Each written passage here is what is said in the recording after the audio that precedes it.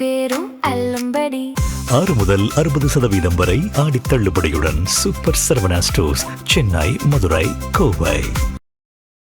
வணக்கம், இது அரண்சை. நான் தேவா பாஸ்கர். இன்றைய நேர்காணலில் மார்க்சிஸ்ட் கம்யூனிஸ்ட் கட்சியின் மத்திய குழு உறுப்பினர், முன்னாள் சட்டமன்ற உறுப்பினர் திரு பாலபாரதி அவர்கள். வணக்கம். வணக்கம் தோழர். திண்டுக்கல் மாவட்டம் உங்களுடைய மாவட்டம் தான். அந்த மாவட்டத்துல அனுப்பப்பட்ட ஒரு சுற்றறிக்கை, வட்டாட்சியர் தரப்புல அளிக்கப்பட்ட ஒரு அறிக்கை தமிழ்நாடு முழுவதும் ஒரு முக்கியமான பேசுபொருளா மாறி இருக்கு. கம்யூனிஸ்ட் கட்சியில இருக்கக்கூடிய நபர்களினுடைய பெயர்களை, அவங்களுடைய முகவரிகளை நோட் பண்ணணும், ஐடென்டிஃபை பண்ணணும் அப்படின்ற ஒரு உத்தரவை ஒரு வட்டாட்சியர் பிறப்பிச்சிருக்காரு. அது கட்சி பாகுபாடு இல்லாமல், சிபிஐ சிபிஎம்னு பாகுபாடு இல்லாமல் எல்லா கட்சியிலும் இருக்கக்கூடிய நபர்களை ஐடென்டிஃபை பண்ணணும், நோட் பண்ணணும் அப்படின்ற அளவுல ஒரு அறிக்கை வெளியிடப்பட்டது. ஒரு மிகப்பெரிய சர்ச்சையாச்சு. அந்த அறிக்கையை திரும்ப பெறணும்னு சொல்லியிருக்காங்க. வட்டாட்சியரை மாத்திட்டாங்க அப்படின்ற தகவலும் கிடைக்கப்பெறுது. பல கட்சிகள் கண்டனம் தெரிவிச்சிருக்காங்க. குறிப்பாக கம்யூனிஸ்ட் கட்சியில இருக்கக்கூடிய நபர்கள் சமூக விரோதிகளா, அவங்க அடையாளம் காண்றது எதுக்கு அப்படின்ற கேள்வியை பலரும் முன் வச்சிருக்காங்க. என்ன நடந்துச்சு அங்க, எதனால அவங்க அடையாளம் படுத்தப்பட்டாங்க, எதனால இந்த அறிக்கை அப்படின்றது பிறப்பிக்கப்படுது, அதை எப்படி பாக்குறீங்க? மார்க்சிஸ்ட் கம்யூனிஸ்ட் கட்சியினுடைய மாநில செயற்குழு கூட்டம் இன்றைக்கு நடந்தது. கடுமையான கண்டனத்தை நாங்க தெரிவிச்சிருக்கிறோம். ஐயாசாமி என்ற தாசில்தார் ஏற்கனவே துணை வட்டாட்சியரா இருந்திருக்காரு, தலைமைச் செயலகத்திலேயே பணிபுரிஞ்சிருக்காரு. பயிற்சியின் காரணமாக, பயிற்சி எடுப்பதற்காக முதலியபாறை வந்திருக்காங்க. இப்போ ஒரு முக்கிய வட்டாட்சியராக பொறுப்பேற்றிருக்காரு. வந்த காலம் ஷார்ட் டைமா வந்திருக்காரு. வந்த உடனேயே அவர் அலுவலகத்துக்கு முன்னாடி மக்கள் எந்த நேரத்தில் சந்திப்பது அப்படிங்கிறதுக்கான ஒரு போர்டு, விளம்பர பலகை வச்சிருந்திருக்காரு. செல்போன் உள்ளே கொண்டு வரக்கூடாது அப்படின்னு வச்சிருந்திருக்காரு. சிபிஎம் தரப்புல அங்க இருக்கக்கூடிய நம்முடைய கட்சி தோழர்கள், ஏழை எளிய மக்கள் தான் நம்ம கிட்ட உதவி கேட்டு வருவாங்க. பட்டா, இந்த மாதிரி ஒரு வட்டாட்சி நிர்வாகத்துல செய்ய வேண்டிய வேலைகளுக்காக வருவாங்க. அது சமயமா அவங்க உள்ள போறப்போ கடுமையா ரியாக்ட் பண்ணியிருக்காரு. நீங்க எப்படி, நான் போட்டிருக்க டைம் தாண்டி நீங்க வரலாம், உங்களை எப்ப நீங்க வர்றது, அப்பாயின்மெண்ட் வாங்கினீங்களா, என்ன விவரம் அப்படிங்கிற மாதிரி ஒரு ரூடா நடந்திருக்காரு. அவங்களுடைய அணுகுமுறை ரொம்ப வித்தியாசமா இருந்தது.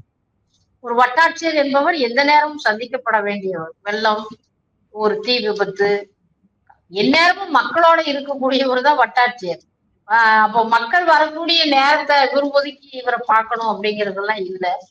அப்ப இவரு பேசுவதே புதியதா, ஒரு அதிர்ச்சியா ஒரு மாதிரி இருக்கு, வித்தியாசமா இருக்கேன்னு கொண்டு நம்ம தொடர, சார் இப்படி பேசாதீங்க, மக்களை உங்க எப்பவும் சந்திக்கிறது தானே, நான் எங்களே உள்ள வரக்கூடாதுன்னு நீங்க எதுக்கு சொல்றீங்க அப்படின்றத கேட்டிருக்காங்க. பட் அதுக்கு மேல அவர் ரொம்ப அனாவசியமா பேசியிருப்பார் போல. அதனால அவரை கண்டித்தும் மக்களுடைய கோரிக்கைகளை விளக்கி 20ஆம் தேதி ஒரு ஆர்ப்பாட்டம் நடத்துவதாக சிபிஎம் சார்பாக துண்டு பிரசுரம் கொடுத்திருக்காங்க. இந்த இடைப்பட்ட காலத்துல அவர் என்ன பண்ணிட்டாருன்னா, வாட்ஸ்அப்ல எழுதி கம்யூனிஸ்டுகள் தாசில்தாரை தாக்க வர்றாங்க அப்படி இப்படின்னு அவர் எழுதிட்டு உடனடியாக அரசாங்க சார்பாகவே ஒரு சுற்றறிக்கை போடுற மாதிரி, இந்த வட்டாட்சியர் போட்டாலும் அது அரசாங்கம் போடுற மாதிரி தான் பொருள் தருது. அந்த மாதிரி போட்டு கீழே விஓக்களை பூரா, ஆர்ஐ விஓ எல்லாத்துக்கும் கொடுத்திருக்காரு. கீழே வேலை பார்க்கக்கூடிய ஆர்ஐ விஓ, அவங்க இருக்கக்கூடிய வருவாய்த்துறை ஊழியர் சங்கம் என்பது கடந்த காலங்கள்ல அவங்க கோரிக்கைகளுக்காக போராடுகிற பொழுது மார்க்சிஸ்ட் கம்யூனிஸ்ட் கட்சி முழுமையாக ஆதரித்து நின்ற கட்சி. அரசு ஊழியர் சங்க அமைப்பு, ஆசிரியர் அமைப்பு, பலதரப்பட்ட, இப்ப இந்த 2500 நம்முடைய செவிலியர்கள் பணி நிரந்தரம் செய்யப்பட வேண்டும்ங்கிற கோரிக்கை உட்பட இப்படி அவங்களுடைய கோரிக்கைகளுக்காக அவங்களோட இணைந்து நிற்கக்கூடிய ஒரு கட்சி தான் மார்க்சிஸ்ட் கம்யூனிஸ்ட் கட்சி. தூரமானதல்ல. அது ஆர்டிஓவா இருந்தாலும், டிஆர்ஓவா இருந்தாலும், யாரா இருந்தாலும். அப்போ அப்படி இருக்கக்கூடிய இந்த நேரத்துல ஒரு வட்டாட்சியர் தரப்புல இருந்து இந்த மாதிரி ஒரு நோட்டீஸ் என்பது போட்டது, கண்டனம் பண்ணி ஒரு ஆர்ப்பாட்டத்துக்கு போறாங்க அப்படின்ற உடனே இதை கம்யூனிஸ்ட் கட்சி செயலாளர்கள், உறுப்பினர்கள் எல்லாத்தையும் முகவரியும் கொண்டு வாங்கன்னு ஒரு பயமுறுத்துவதற்கான ஏற்பாட்டுல அவர் இறங்கியிருக்காருன்னு தெரிய வந்திருக்கு. இந்த தகவல் தெரிஞ்ச உடனே நம்ம கட்சி தோழர்கள், இடதுசாரி கட்சி தோழர்கள் எல்லாரும் ஒரு கடுமையான கோபம்.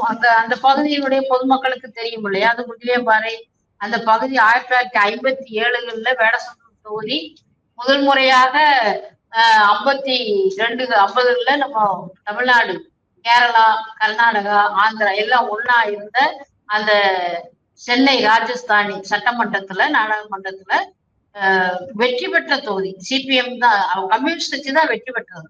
அப்போ இவ்வளவு பாரம்பரியம் இருக்கக்கூடிய அந்த பகுதியில கம்யூனிஸ்ட் கட்சி அறிந்த மக்கள் தான் இருக்காங்க. ஒரு கடுமையான கோபத்துக்கு போனது பிற்பாடு அரசினுடைய கவனத்துக்கு போய் இப்போ அந்த வட்டாட்சியரை மாவட்ட கலெக்டர் இடைநீ அதாவது அவர் டிரான்ஸ்பர் பண்ணியிருக்காங்க.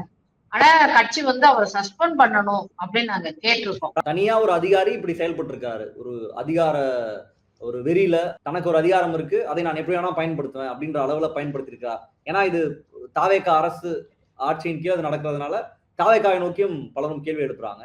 அப்படிலாம் அதை பார்க்கலாமா, இல்ல ஒரு அரசு அதிகாரியினுடைய ஒரு அலட்சிய போக்கு அண்ட் இந்த நீங்க சொன்ன மாதிரி இந்த டிரான்ஸ்பர் அப்படின்றது போதுமானதா? டிரான்ஸ்பர் என்பது போதுமானதல்ல, முழுமையுமாக அவர் விசாரிக்கப்படணும். இப்போ உடனடியாக தமிழ்நாடு தாவேகா அரசாங்கம் தலைமைச் செயலத்துக்கு அவரை அழைச்சி உயரதிகாரிகள் அவரை விசாரிக்கிறதாக சொல்லியிருக்கிறாங்க, வாக்குறுதி கொடுத்திருக்காங்க. மாவட்ட கலெக்டர் இன்னைக்கு காலையிலேயே அவங்கள டிரான்ஸ்பர் பண்ணியிருக்காங்க. இந்த விசாரணை என்பது அந்த தனிநபர்களுடைய ஒரு அணுகுமுறை, அதாவது அதிகாரத்தை தவறா புரிந்து கொள்வது. தங்களுடைய பணி என்ன, மக்களுக்கான பணியை செய்யணும் இல்லையா? அது வட்டாட்சி ரெவன்யூ வருவாய்த்துறை என்பது எந்நேரமும் மக்களோட இருக்க வேண்டிய ஒரு துறை. அப்போ வட்டாட்சியர் என்னைய பாக்குறதுக்கு இந்த நேரத்தை ஒதுக்குறதுங்கிறதெல்லாம் சாத்தியமே அல்ல. அதெல்லாம் பிரிட்டிஷ் ஆட்சி காலத்திலேயே ஒளிஞ்சு போச்சு. தாசுகாரனா பெரிய அதிகாரம்ங்கிறதெல்லாம்.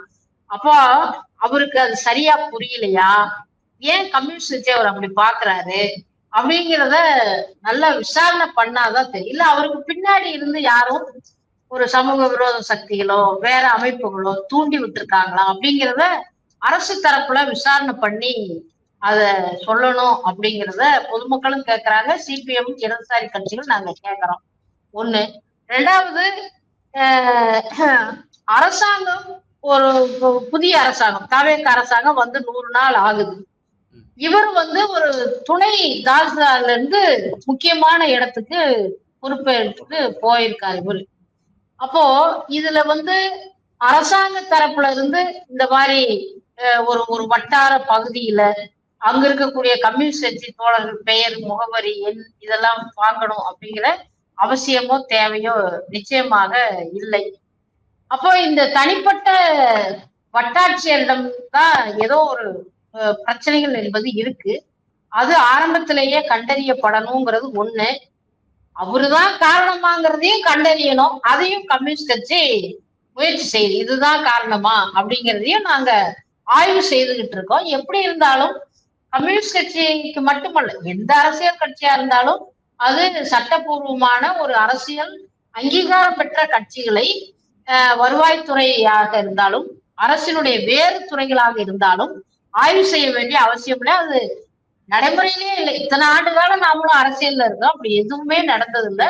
இது ஒரு புதிய நிகழ்ச்சி. ஆகவே ஒரு பெரிய அதிர்ச்சியை ஏற்படுத்தி இருக்கு, பல இடங்கள்ல சந்தேகத்தையும் ஏற்படுத்தி இருக்கு. மார்க்சிஸ்ட் கம்யூனிஸ்ட் கட்சியை பொறுத்த வரைக்கும் அது தனிப்பட்ட ஒரு வட்டாட்சியர் அதிகாரி புதிதா வந்தவர், அவருடைய அணுகுமுறையில் ஒரு எதேச்சதிகாரமான குணம், தன்னுடைய அதிகாரத்தை மிகைப்படுத்தி பார்ப்பது அப்படிங்கிறதுல இருந்து வந்திருக்கலாம் அப்படின்னு நாங்க பாக்குறோம். ஆகவே அது டிரான்ஸ்பர் பணியிடை மாற்றம் அப்படிங்கிறது மட்டுமல்ல, கொஞ்சம் சஸ்பெண்ட் பண்ணுவதும் நல்லது அப்படின்னு நாங்க பாக்குறோம்.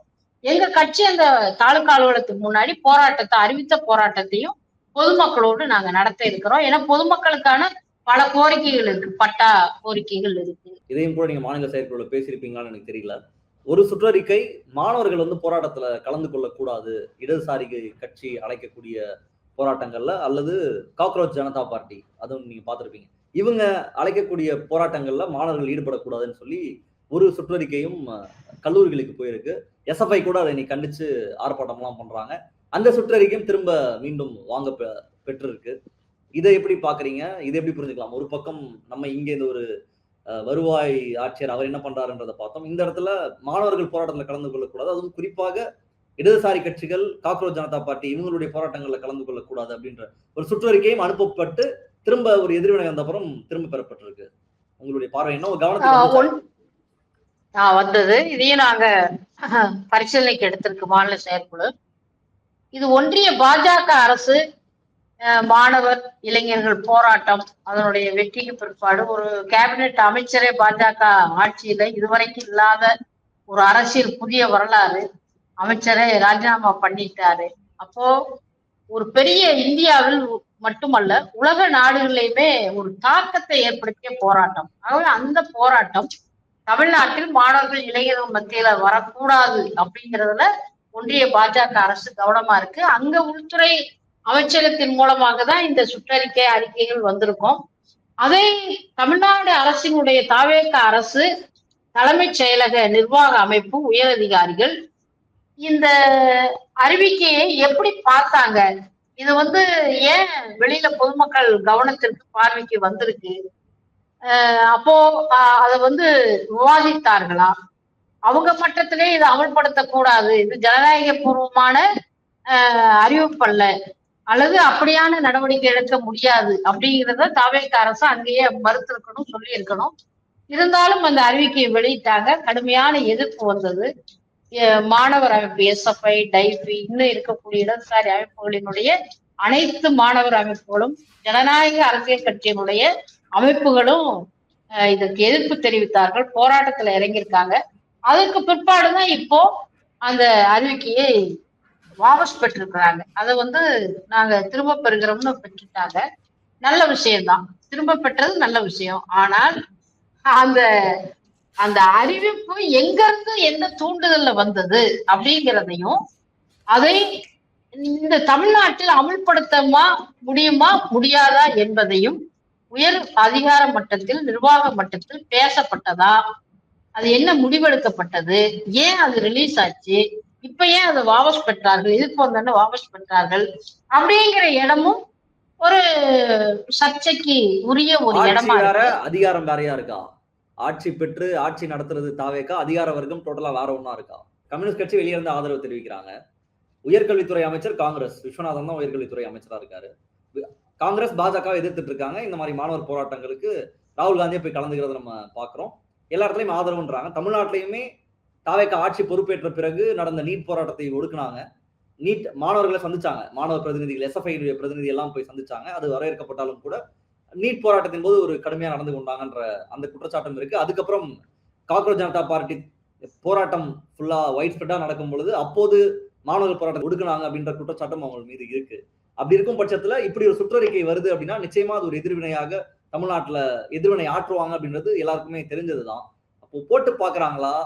தாவேக அரசு வெளிப்படையாக நாங்க ஒரு இடதுசாரி பார்வை கொண்டு நாங்க இயங்குறோம், அதனாலதான் நாங்க உங்ககிட்ட ஆதரவு கேட்டோன்றதையும் முதலே சொல்லியிருந்தாங்க. ஆட்சி ஒரு இடத்துல இருக்கு, நிர்வாகம் வேற இடத்துல இருக்கான்ற ஒரு சந்தேகம் அப்படின்றது எழுது. உங்களுடைய பார்வை? இப்போதைக்கு சந்தேகமா எழல. இந்த செயல்பாடுதான் பார்க்க முடியுது.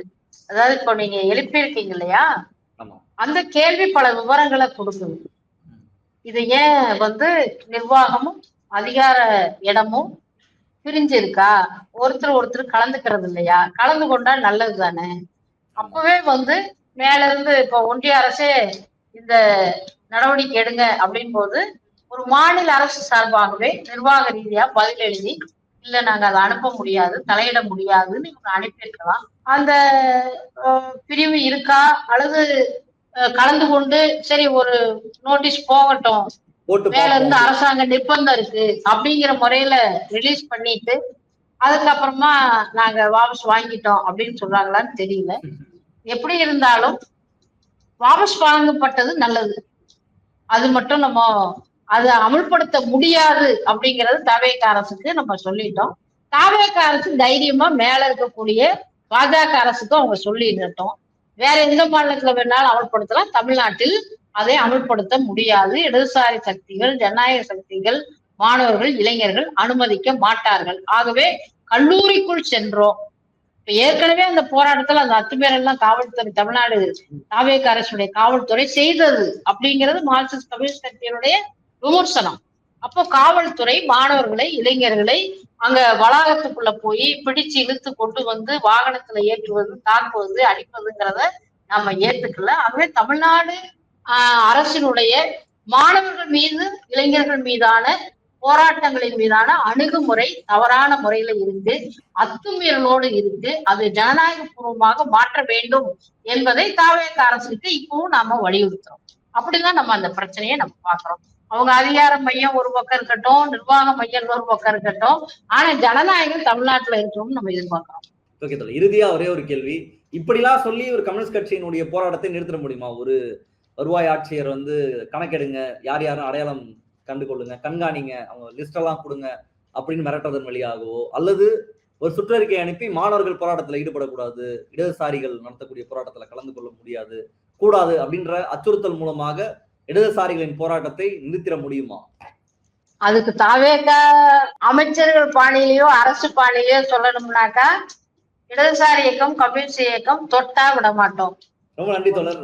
பிஸியான நேரத்துல டைம் கொடுத்து இந்த இன்டர்வியூ கொடுத்து ரொம்ப நன்றி. ஓகே, நன்றி. ஆதிரை புத்தக வடிவில் திரைக்கதை புத்தகத்தை பெற டிஸ்கிரிப்ஷனில் உள்ள எண்ணிற்கு வாட்ஸ்அப் செய்யவும்.